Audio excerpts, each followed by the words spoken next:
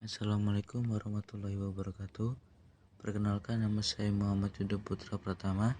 Saya dari kelas 18. Hari ini saya akan ingin menjelaskan tentang penyebaran ajaran agama Islam di Indonesia, yaitu salah satunya tokohnya yaitu Sultan Alauddin Riyad Shah Al-Qajar adalah salah satu penerus Sultan Ali Muhayyad Shah, pemimpin pertama Kesultanan Aceh, sebagaimana dijelaskan dalam buku Sejarah Nasional Indonesia karya Edi Hernadi. Selama memimpin, ia mengembangkan kekuatan angkatan perang, perdagangan, dan melakukan hubungan internasional dengan kerajaan Islam di Timur Tengah,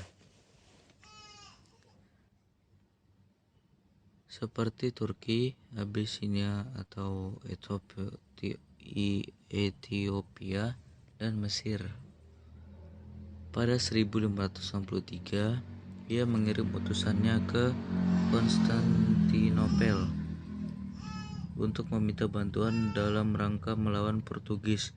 Dalam 2 tahun berselang, Turki datang membawa bantuan berupa teknisi-teknisi.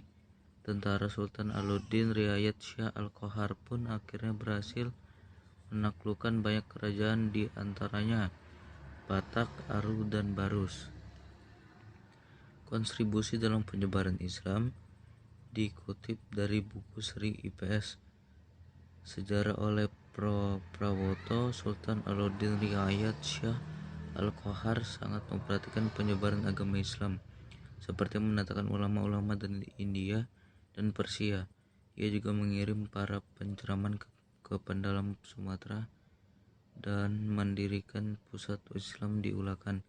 Sultan Alauddin Riyad Shah Al-Qajar juga menyebarkan agama Islam ke Minangkabau dan Indrapura.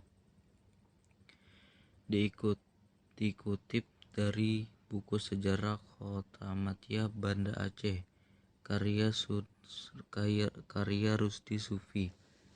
Pada masa pemerintahan Sultan Alauddin Riyad Shah ini, ia berhasil melakukan perluasan wilayah ke kota-kota pelabuhan di pantau barat Sumatera, di antaranya yaitu Barus, Singkil, Pasaman, Tiku, Pariaman, dan Padang. Penyebaran Islam di wilayah Aceh juga dilakukan era Sultan Alauddin Mahmud Syai.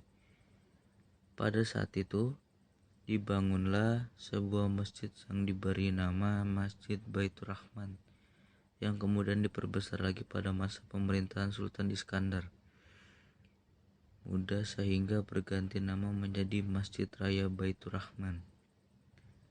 Di dalam masjid tersebut terdapat perguruan tinggi yang bernama Universitas Baitur Rahman yang menghasilkan sarjana-sarjana Islam dan para ulama besar yang terkenal dalam mengembangkan dan menyebarkan Islam ke setiap daerah Indonesia.